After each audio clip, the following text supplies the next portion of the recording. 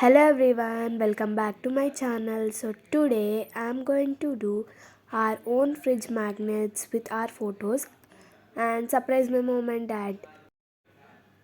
So first take a print of your photos and get laminated.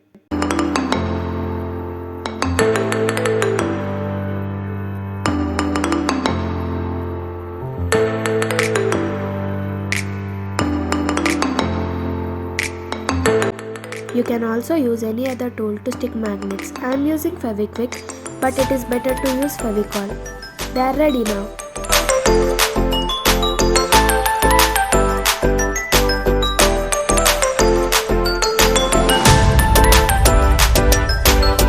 Let's surprise my dad.